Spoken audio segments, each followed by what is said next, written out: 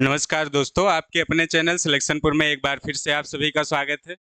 दोस्तों, हम पढ़ रहे हैं सर्वनाम, ठीक है? सर्वनाम पढ़ रहे हैं। सर्वनाम के हमने प्रकार पढ़ा था। कल हमने क्या पढ़ा था?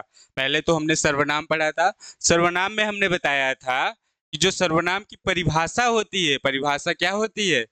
वे शब्द जो संज्ञा के स्थान पर प्रयोग किए जाते हैं, ठीक है? संज्ञा के स्थान पर जो प्रयोग किए जाते हैं वही सर्वनाम होता है। हमने एग्जाम्पल भी समझाया था, फिर हमने उसके प्रकार पढ़े थे। तो दोस्तों, हमने बताया था सर्वनाम के जो मूल प्रकार होते हैं, ठीक है? सर्वनाम के मूल शब्दों के प्रकार होते हैं। दो दो चीजें हैं। एक, ध्यान दीजिएगा, एक जो होता है मूल शब्दों के प्रकार, ठीक है? सर्वनाम के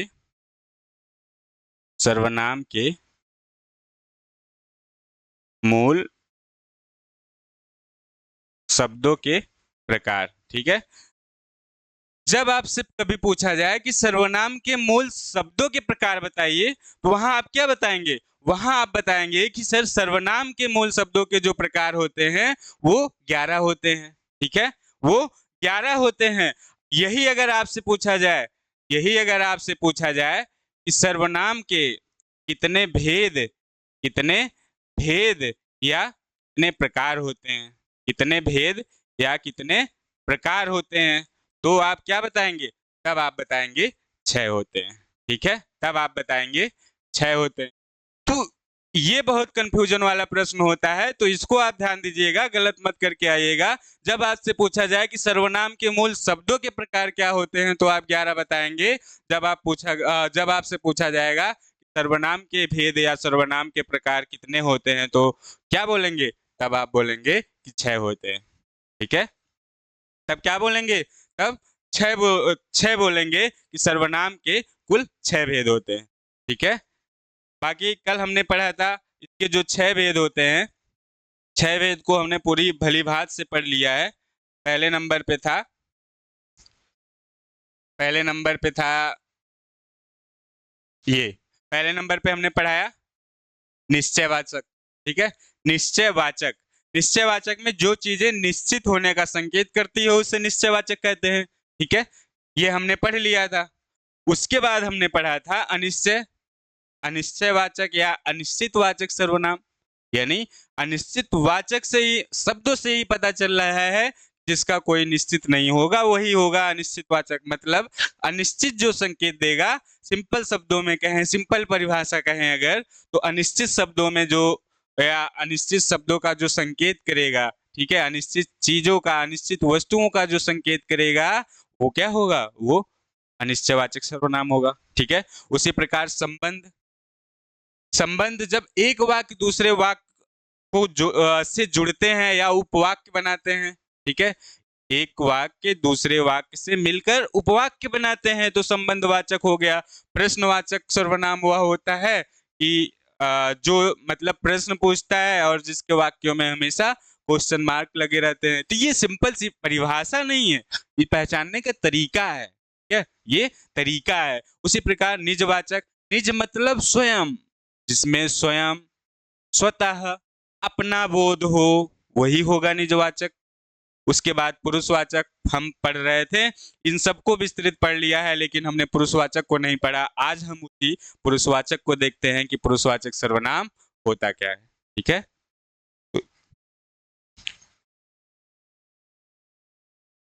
दोस्तों, ये है आपका पुरुषवाचक सर्वनाम। वे सर्वनाम जो किसी पुरुष का वर्णन करते हैं, ठीक है? वे सर्वनाम जो किसी पुरुष का वर्णन करवाते हैं या करते हैं, वो क्या कहलाते हैं? वो क्या कहलाते हैं? वो पुरुषवाचक सर्वनाम कहलाते हैं, ठीक है? परिभाषा अगर हम देखा जाए, तो जो सर्वनाम शब्द वक्ता, श्रोता अथवा किसी अन्य व्यक्ति के लिए प्रयोग किया जाता हो, यानी इसमें क्या, पुरुषवाचक सर्वनाम में हमने बताया था पुरुषवाचक सर्वनाम के कुल कितने भेद होते हैं, तो क्या, पुरुषवाचक सर्वनाम के भेद, ठीक है? दिख रहा है? नहीं दिख रहा है, थोड़ा छोटा है।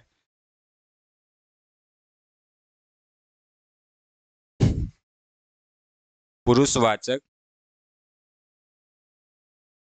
वाचक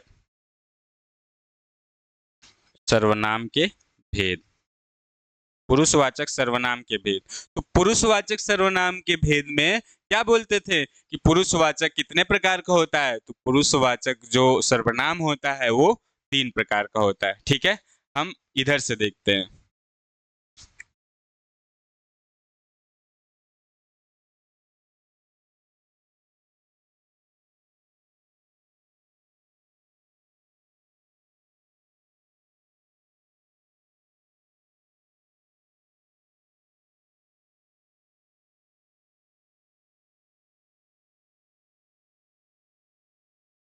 दोस्तों, जो पुरुषवाचक सर्वनाम होते हैं, पुरुषवाचक सर्वनाम, ठीक है, पुरुषवाचक सर्वनाम, ठीक है, पुरुषवाचक सर्वनाम के कुल कितने भेद होते हैं? 3 भेद होते हैं। तो पहला कौन सा होता है? पहला होता है उत्तम पुरुष, उत्तम पुरुषवाचक सर्वनाम।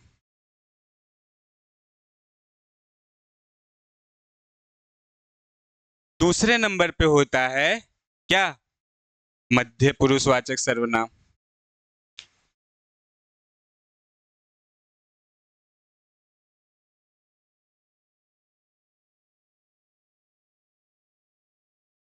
मध्य पुरुषवाचक सर्वनाम। और तीसरा जो होता है वो क्या होता है? वो अन्य पुरुषवाचक सर्वनाम। क्या होता है? अन्य पुरुषवाचक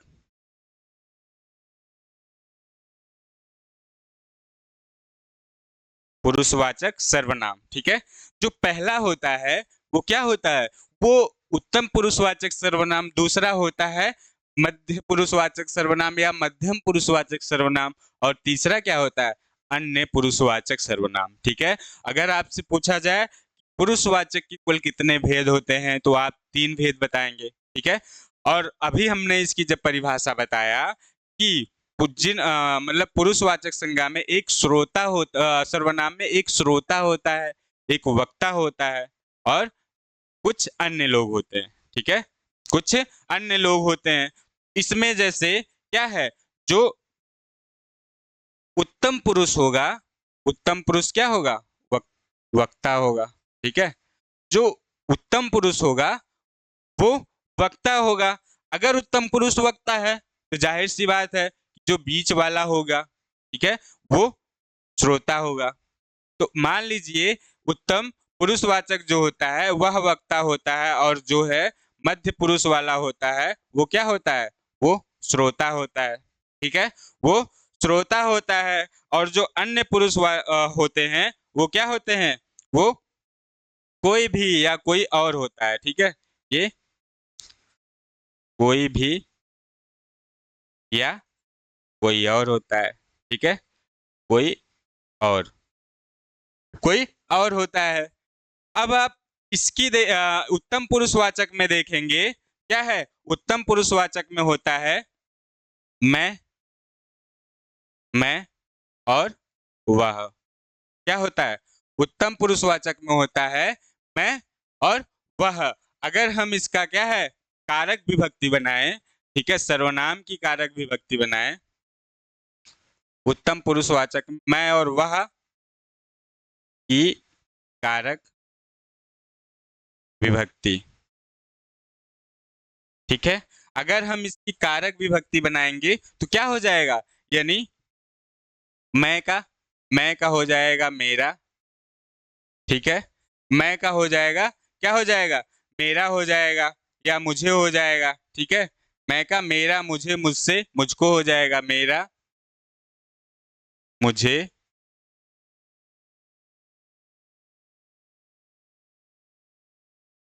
मुझसे, मुझको हो जाएगा। ठीक है, मैं का क्या हो जाएगा? मैं का मेरा, मुझे, मुझसे और मुझको हो जाएगा। वही क्या हो जाएगा? वही वह का क्या हो जाएगा? वह का जो होगा या हम का जो होगा, ठीक है, जो हम का होगा, हम का क्या हो जाएगा? हम का हमारा हो जाएगा। मान लीजिए हम, ठीक है, हम का हमारा, हमसे, ठीक है, हम का हमारा हमसे हो जाएगा। ठीक है, उसी प्रकार मध्यम पुरुषवाचक में क्या होता है, मध्य मध्यम पुरुषवाचक का जो विभक्ति होती है वो होता है तू। ठीक है, और आप, तू और आप। दोस्तों एक चीज ध्यान दीजिएगा, तू का प्रयोग, ठीक है, तू का प्रयोग या तो अकेला व्यक्ति के लिए, ठीक है, या अकेला व्यक्ति के लिए, या फिर अपने से छोटे व्यक्ति के लिए, या फिर अपने से छोटे व्यक्ति के लिए इसका प्रयोग किया जाता है। ठीक है, इसका प्रयोग किया जाता है। ठीक है, मैं, तू क्या है, तू का जो प्रयोग होता है, तू का प्रयोग किसके लिए किया जाता है, तू का प्रयोग अपने से छोटे के लिए तू का प्रयोग किया जाता है। और अगर हम इसकी विभक्ति बनाएंगे, ठीक है, जैसे तू की अगर हम विभक्ति बनाएंगे तो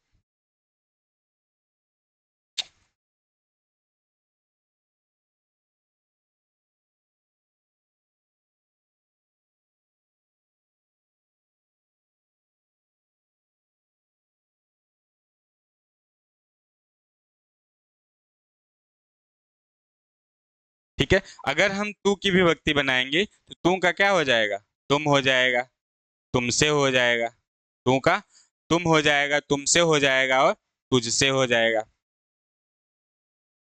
तुझसे हो जाएगा। यही हम आपकी विभक्ति अगर बनाएंगे, कारक विभक्ति, ठीक है, अगर आपकी कारक विभक्ति बनाएंगे तो क्या हो जाएगा, आपसे हो जाएगा।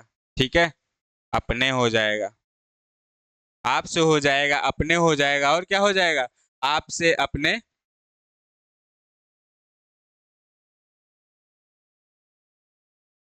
मुझको, मेरा। ठीक है, ये हो जाएगा।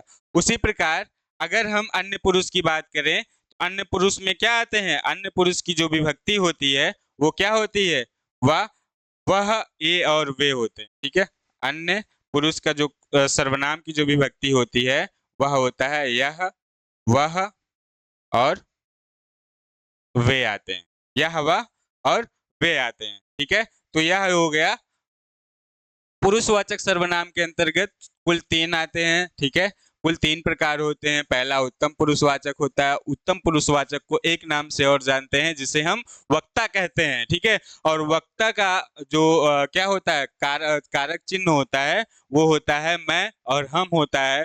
मैं से बनने वाले जो कारक विभक्ति होगी वो कौन सी होगी, वो मुझसे होगी, मुझको होगी, ठीक है, मेरा होगा, मुझे होगा। ठीक है, उसी प्रकार अगर हम इसकी कारक विभक्ति बनाए हम की, तो क्या हो जाएगा, हम की कारक विभक्ति क्या, हमारा हो जाएगा, हमसे हो जाएगा। ठीक है, हमारे हो जाएगा, तो ये इसकी कारक विभक्ति हो गई। उसी प्रकार मध्यम पुरुषवाचक को हम श्रोता कहते हैं। ठीक है, मध्यम पुरुषवाचक को हम क्या कहते हैं, श्रोता कहते हैं। और इसका जो कारक विभक्ति होती है वो तू और आप होती है। तू से जो कारक विभक्ति होती है वो तुम और तुम्हारा, तुझसे होता है। उसी प्रकार आपकी जो कारक विभक्ति होती है वो क्या हो जाएगा, वो आपसे अपने होता है। इसी प्रकार तीसरा में जो होता है, तीसरा को क्या कहते हैं, पुरुषवाचक के अंतर्गत जो तीसरा सर्वनाम होता है वो होता है अन्य पुरुषवाचक सर्वनाम। इसको हम क्या कहते हैं, कोई भी या कोई और कहते हैं, क्योंकि ये अन्य नाम से ही अलग, मतलब लग रहा है कि ये अलग ही है। उसके बाद इसकी जो कारक विभक्ति होती है वो वह, यह, वह और वे होते हैं। ठीक है, यह, वह और वे होते हैं। जैसे अब यहाँ हम कुछ उदाहरण के माध्यम से समझते हैं। जैसे उदाहरण नंबर 1 देखेंगे। उदाहरण नंबर 1 क्या हो गया, उदाहरण नंबर 1 हो गया, मैं जिम्मेदारी उठाना चाहती हूँ या चाहता हूँ।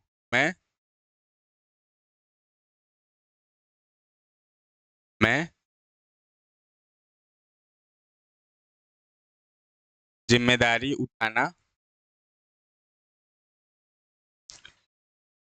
चाहता हूँ। ठीक है, मैं जिम्मेदारी उठाना चाहता हूँ। उसी प्रकार आगे क्या है, वह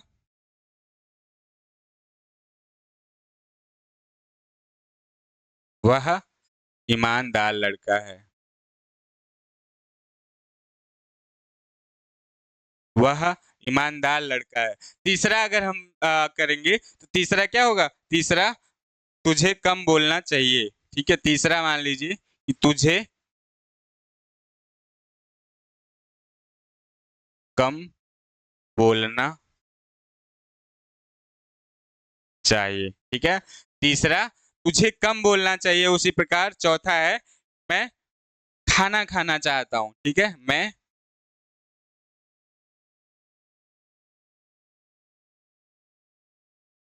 खाना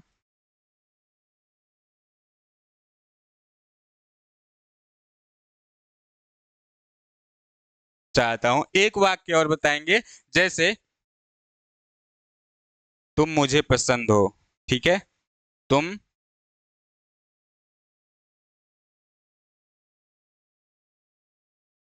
तुम मुझे पसंद हो। ठीक है, तुम मुझे पसंद हो। तो जैसे पहला है कि मैं जिम्मेदारी उठाना चाहता हूं। ठीक है, मैं जिम्मेदारी उठाना चाहता हूं, यानी क्या है? मैं। ठीक है, मैं है। तो मैं शब्द जो आया है वो क्या है? वो पुरुषवाचक के अंतर्गत कौन से प्रकार के अंतर्गत आता है? ठीक है, पुरुषवाचक के कौन से प्रकार के अंतर्गत आता है? उत्तम पुरुष, मध्यम पुरुष या अन्य पुरुष के अंतर्गत आता है? तो आप क्या कहेंगे? आप कहेंगे कि सर मैं जिम्मेदारी उठाना चाहता हूं, यानी मैं।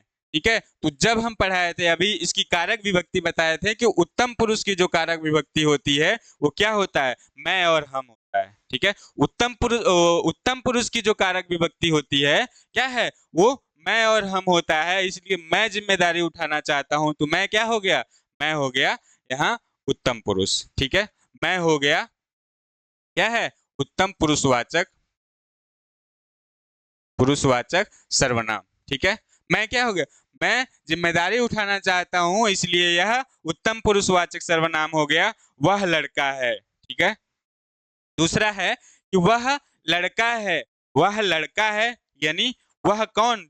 मतलब कोई, इसका तो कोई वह मतलब क्या है? यानी वह कोई भी हो सकता है। तो जब कोई भी है यानी वह अन्य पुरुष है। कोई भी मतलब अन्य पुरुष है, इसलिए वह ईमानदार लड़का है। तो यह क्या हो गया? यह अन्य पुरुषवाचक हो जाएगा। ठीक है, अन्य पुरुषवाचक सर्वनाम हो जाएगा। तीसरा जो है क्या है? तुझे कम बोलना चाहिए या मुझे कम बोलना चाहिए। मुझे कम बोलना चाहिए, मुझे।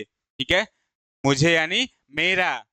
ठीक है, तो क्या है? मुझे कम बोलना चाहिए, तो ये क्या हो जाएगा? ये आपका हो जाएगा मध्यम पुरुष। ठीक है, ये क्या हो जाएगा? ये मध्यम पुरुषवाचक हो जाएगा। उसी प्रकार मैं खाना खाना चाहता हूं। मैं खाना खाना चाहता हूं यानी मैं क्या है? ये उत्तम पुरुष क्या है के कारक चिन्ह है, इसलिए हम क्या कहेंगे? यह उत्तम पुरुष के अंतर्गत आएगा। ठीक है, यह उत्तम पुरुष के अंतर्गत आएगा। ठीक है, इसी प्रकार तुम मुझे पसंद हो। ठीक है, तुम मुझे पसंद हो, तो क्या है? जो आप कारक विभक्ति है, ठीक है, आप या तुम, वो क्या है? वो मध्यम पुरुष की कारक विभक्ति या कारक चिन्ह है। तो इसलिए क्या हो गया? तुम मुझे पसंद हो, इसलिए यह क्या हो गया? यह हो जाएगा मध्यम पुरुषवाचक सर्वनाम। ठीक है, यह हो जाएगा मध्यम पुरुषवाचक सर्वनाम। इस तरह से हम वाक्यों को पहचानेंगे। यानी सर्वनाम के कुल 3 प्रकार होते हैं। एक बार फिर से देख लीजिए कि पुरुषवाचक सर्वनाम के कुल 3 प्रकार होते हैं। पहला कौन सा होता है? पहला उत्तम पुरुषवाचक होता है, जिसे हम वक्ता कहते हैं। इसका कारक चिन्ह क्या होता है? मैं और हम होता है। ठीक है, मैं से बनने वाले जो कारक विभक्ति होगी वो क्या होगी? वह मेरा, मुझे, मुझसे और मुझको होगी। उसी प्रकार जो दूसरा है, दूसरा क्या है? दूसरा पुरुषवाचक सर्वनाम क्या है? मध्यम पुरुषवाचक सर्वनाम या मध्य पुरुषवाचक सर्वनाम। यह श्रोता होता है। ठीक है, यह श्रोता होता है जो सुनता है। ठीक है, श्रोता होता है जो सुनता है, यानी इसका जो कारक चिन्ह होता है वो तुम और आप होता है। तुम से जो कारक विभक्ति बनती है वो कौन कौन सी बनती है? वो तुम, तुमसे और तुम्हारे बनती है। ठीक है, उसी प्रकार आपकी जो कारक विभक्ति बनती है वो आपसे, अपने, अपने आप को। ठीक है, आपको, ये जो है इसकी कारक विभक्ति बनती है। उसी प्रकार जो अन्य पुरुष मतलब कोई भी या कोई और। ठीक है, अन्य पुरुष मतलब कोई भी, तो कोई और, इसकी जो कारक विभक्ति होती है वो होती है यह वह और मैं। ठीक है, यह वह और वे होती है। ठीक है, तो इसलिए जो है ये जो है एग्जाम्पल के माध्यम से आप देख लिए हैं। ठीक है, जैसे कि मैं जिम्मेदारी उठाना चाहता हूं तो मैं क्या हो गया, मैं कारक चिन्ह जो है वो उत्तम पुरुष का है, इसलिए यह वाक्य उत्तम पुरुष का है। ठीक है, तो इस प्रकार से जैसे मैं खाना खाना चाहता हूँ, ठीक है, मैं खाना खाना चाहता हूँ, मैं भी आया है तो उत्तम पुरुष है। इसी प्रकार तुम मुझे पसंद हो, तुम, जहाँ तुम की बात होती है वहां क्या श्रोता होता है। ठीक है, अगर वक्ता होगा तो मैं की बात करेगा, अगर हम किसी को कहेंगे तो वह तुम होगा। ठीक है, अगर हम आपको पढ़ा रहे हैं तो वह क्या, वो आप होंगे, आप यानी तुम होगे। ठीक, तो वक्ता कौन है, वक्ता मैं हूँ, श्रोता आप हैं, तो इसलिए क्या हो जाएगा, ये मध्यम पुरुष हो जाएगा। ठीक है, और एक अन्य पुरुष क्या है, वह ईमानदार लड़का, वह मतलब कोई और। ठीक है, तीसरे की बात हो रही है, तो वह मतलब कोई और, तो कोई वह ईमानदार लड़का है तो वो क्या हो जाएगा, वो वह अन्य पुरुषवाचक हो जाएगा। ठीक है, यहाँ तक क्लियर है।